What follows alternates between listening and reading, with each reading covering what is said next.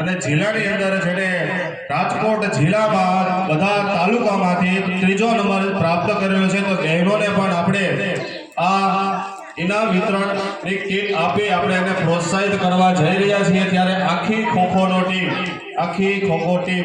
Stage ઉપર આવશે અને સન્માનિત કરશે જેના માર્ગદર્શક શિક્ષક જે હતા, એના જે કોચ હતા એ ચમનભાઈ હદાણીને હું વિનંતી કરું કે તમે જે બાળકોને ખોખોની પ્રેક્ટિસ કરાવી હતી અને તમે જે મહેનત કરાવી હતી એ મહેનતનું ફળ આજે બાળકોને ઇનામ સ્વરૂપે કીટ આપી અને વિતરણ કરશું આપણે, તો આપણે એને જોરદાર તાળીઓથી આપણે વધાવતા રહેશું।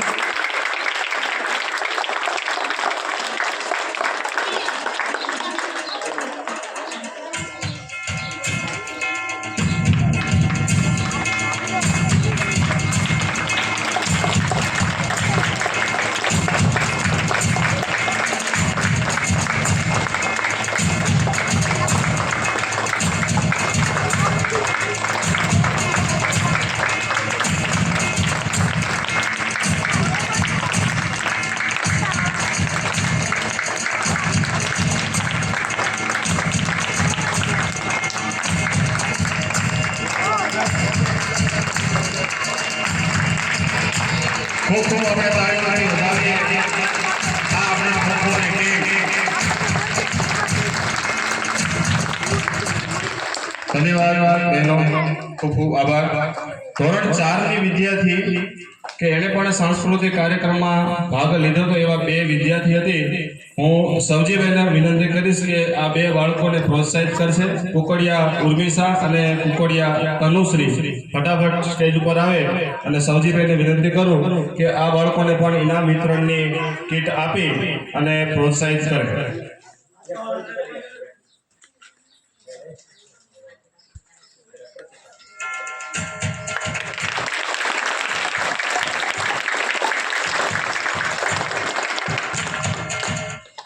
ખૂબ ખૂબ સરસ ધોરણ 4 ની બહેનો। હવે આપણે સાંસ્કૃતિક કાર્યક્રમ તરફ આપણે આગળ વધીએ તો ધોરણ 8 ના વિદ્યાર્થીઓ નાટક માટે તૈયાર થઈ જાય। નાટકનું નામ છે ભારતના વીર ક્રાંતિકારીઓ। જોકે નાટક ક્રાંતિકારીઓ તો ઘણી મહેનત કરી, એની આગળ ચમન સાહેબ આપને વાત કરશે, પણ કયો વિદ્યાર્થી કયો પાત્રમાં ભજવે છે સ્ટેજ ઉપર આવી જાય એટલે આપણે ફટાફટ એની વાત કરી દેશું। કારણ કે ક્રાંતિકારીનું જો નાટક કરવા જાય તો ઘણું મોટું થાય, પણ આપણે આ બધું એમાંથી શોર્ટ મુદ્દા, ટૂંકા મુદ્દાની આપણે વાત કરવા જઈ રહ્યા છીએ। જે નાટકમાં રહ્યા છે તે લોકો સ્ટેજ ઉપર આવી જાય અને વચ્ચે પેલા એમનો વચ્ચે ગોઠવાઈ જશે, પેલા બધા વચ્ચે ગોઠવાઈ જશે। હવે આમાં હું જે કહું એ સાંભળો ભાઈ, એ લોકો હાથ ઉપર કરશે કે કોને કયું પાત્ર લીધું છે, જેથી કરીને કહેવાનો અર્થ એ છે કે તમને ખબર પડે કે આમાંથી કોનું પાત્ર કોણ છે, નકર સીધું એમને કરવા મળશો તો તમને અંદાજ નહીં આવે। અને આ એક અભ્યાસનો વિષય છે, આ તમને મોટા ધોરણમાં પણ તમને ભણવામાં કામ લાગે છે। તો રામપ્રસાદ બિસ્મિલ જે આપણા નૈતિકભાઈ બન્યા છે એ હાથ ઉપર કરશે એટલે તમને અંદાજ આવે। રામપ્રસાદ બિસ્મિલ। પછી ભગતસિંહ બન્યા છે આપણે નાગડકિયા જગદીશભાઈ, આ આપણા ભગતસિંહ બન્યા છે। સુખદેવ બન્યા છે આપણા રોજાસરા કુંદનભાઈ। રાજ્યગુરુ બન્યા છે હાંડા ઋતિકભાઈ। એક છાપાવાળા ભાઈ બન્યા છે પરવાર અજયભાઈ। એક અંગ્રેજ ઓફિસર છે બાવળિયા અમિતભાઈ, અંગ્રેજ ઓફિસર છે જે ક્રાંતિકારીઓની ધરપકડ કરે છે। એની સાથે બે પોલીસ મિત્ર હોય અંગ્રેજ ઓફિસરની સાથે, એ છે એક કુકડિયા વિક્રમ અને કુકડિયા કરણ, અને એક ન્યાયાધીશ બન્યા છે, વકીલ બન્યા છે। એ હકીકતમાં વકીલ જેવા જ લાગે, પણ જો હકીકતમાં તમે જો આ પાત્ર અને બંધ બેસી ગયું છે, હકીકતમાં વકીલ આવા છે, ખાધે પીધે બધા સુખી હોય, એટલે એ આપણા કુકડિયા હાર્દિકભાઈ બન્યા છે। તો નાટક શરૂ થયા પહેલા નાટકની વ્યવસ્થિત સમજ આપણે પહેલા લઈ, પછી આપણે નાટક શરૂ કરીએ। ચમનભાઈને વિનંતી કરું કે નાટકનો ભાવાર્થ શું છે, બરોબર, શું નાટકમાં છે ચમનભાઈ?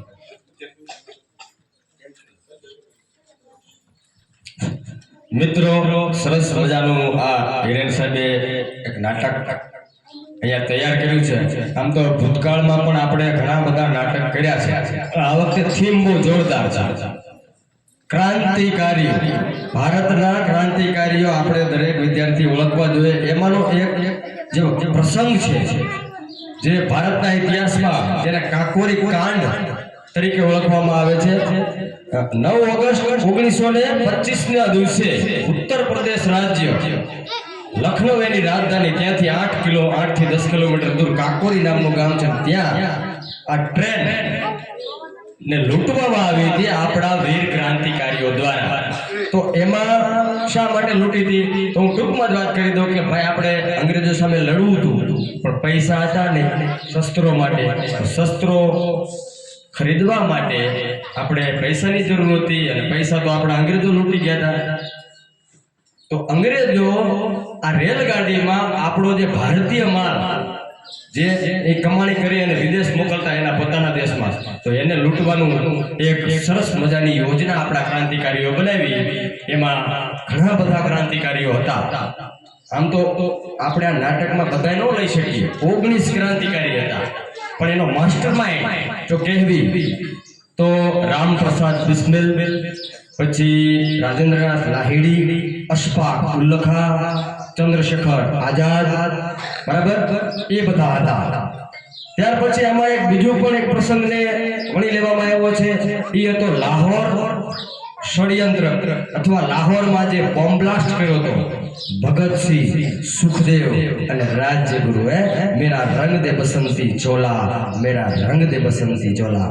તો યા બેરી મૂંગી સરકારને જગાડવા માટે, કોઈને મારવા માટે નહીં, તો એનું આપણે અહીંયા એક આછેરી ઝલક અત્યારે માણવાના છીએ.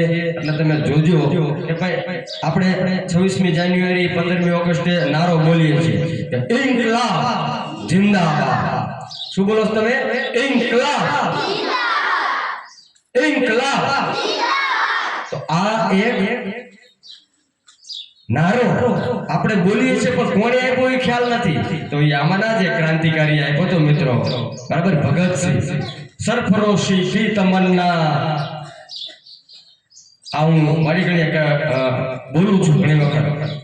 सरफरोशी की तमन्ना अब हमारे दिल में है, देखना है जोर बाजुए का दिल में है.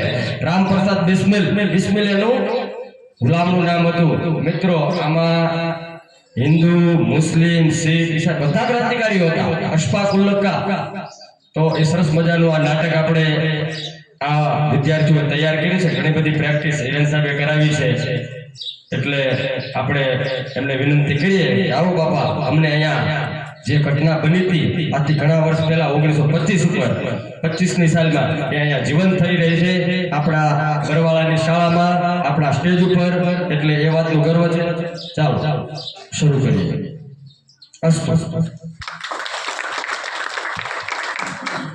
પોતાની જગ્યા સ્થાન લઈ અને શરૂ કરશે. અવાજ છે જોરથી રાખજો કારણ કે માયક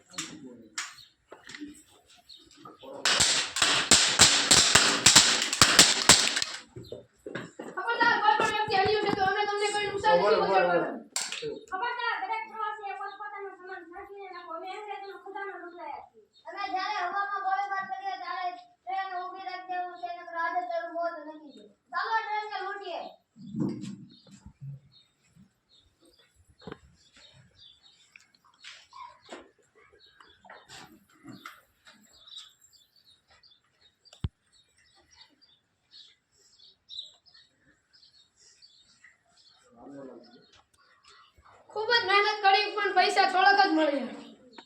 આના દાદા ખબર કાપુરી રેલવે સ્ટેશન પર ભારતના ત્રણ ક્રાંતિકારી રેલવેને લૂંટી. આના દાદા ખબર.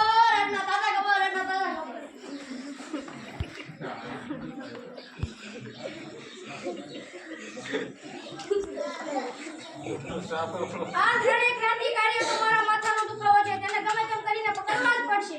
હા સાહેબ, હા, એને તો આપણી પણ ઊંઘ ખરાબ કરી નાખી છે. હા સાહેબ, એ તો મને આંખમાં કડાની જેમ કૂટે છે. સાહેબ, એ ત્રણેયને તો પકડવા જ જશે.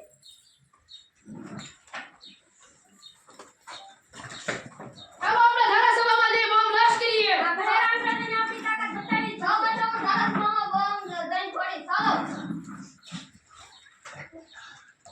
ના ભાઈ બોમ હકીકતમાં ફોડશે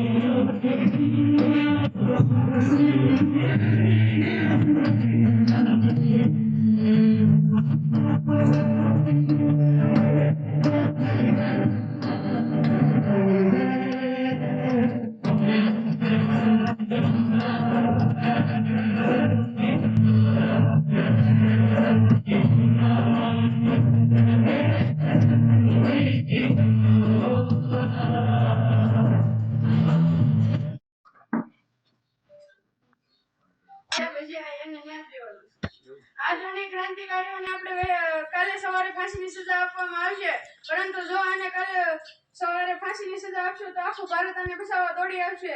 તેથી હું આને આજે જ ઓર્ડર આપું છું કે આજે વહેલી સવારે આને ફાંસીની સજા આપવામાં આવે. ઓફિસર અને પોલીસ વાળા આ ત્રણેય ક્રાંતિકારીઓને ફાંસીના ફંદા પાસે લઈ આવો.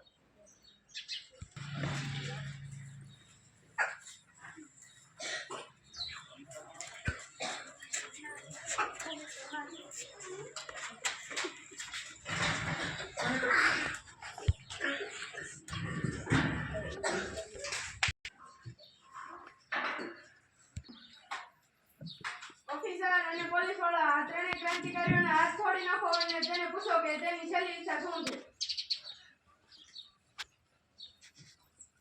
તમારી છેલ્લી ઈચ્છા શું છે? અમારી છેલ્લી ઈચ્છા છે કે અમને એકવાર ગળે મળવા દો. તો મળી લ્યો. ભારત માતા કી જય! ભારત માતા કી જય! વંદે માતરમ! વંદે માતરમ! ઇન્કલાબ જિંદાબાદ! ઇન્કલાબ જિંદાબાદ! દેશ માટે લડશે કોણ? અમે સૌ! દેશ માટે મરશે કોણ? અમે સૌ! દેશ માટે લડશે કોણ? અમે સૌ! દેશ માટે લડશે કોણ? અમે સૌ! ઓફિસર અને પોલીસ વાળા આ ત્રણેય ક્રાંતિકારીઓને હાથ બાંધી દો અને આને મુખોટા પહેરાવી.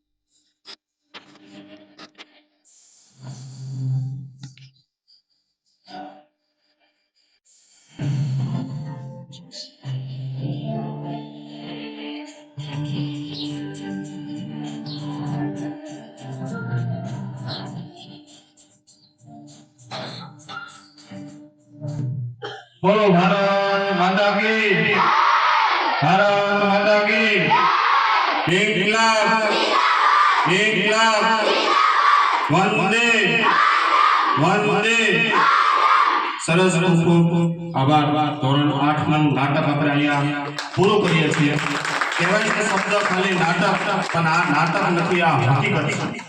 કહેવાય છે શબ્દો ખાલી નાટક, પણ આ નાટક નથી, આ ભારતના ક્રાંતિકારીઓની હકીકત છે.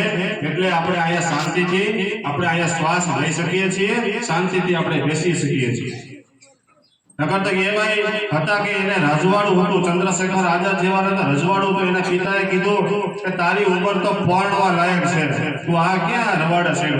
ત્યારે ચંદ્રશેખર આઝાદ એની મૂછ ઉપર વડ ચડાવીને કહેતા કે મારી માં, મારી ભગવતી ભારત જો ગુલામ છે તો એને હું આઝાદ અપાવું, એ મારો નિર્ણય છે, એ મારો નિશ્ચય છે. આવું સરસ મજાનું નાટક રજૂ કર્યું.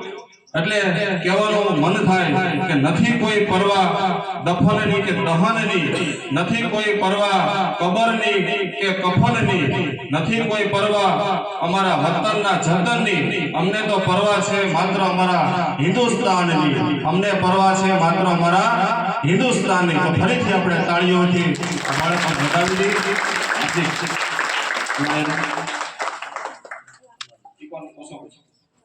હવે બચાર આપણે ફરીથી ઇનામ વિતરણનું આપણે દોર લઈ લઈ. તો